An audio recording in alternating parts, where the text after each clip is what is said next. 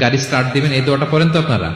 গাড়ি স্টার্ট দিলে, বিমানে উঠলে, ঘোড়ায় উঠলে, যে কোনো বাহনে উঠলে এটা পড়তে হয়। কোরআনের আয়াত, সুবহানাল্লাযী সাখখারা লানা হাযা ওয়া মা কুন্না লাহু মুকরিনিন ওয়া ইন্না ইলা রাব্বিনা লামুনকালিবুন। প্রশংসা সে আল্লাহর, যে আল্লাহ এই বাহনকে আমাদের জন্য বশীভূত করে দিয়েছেন। তিনি বশীভূত না করলে আমরা তো এটাকে বশীভূত করতে পারতাম না।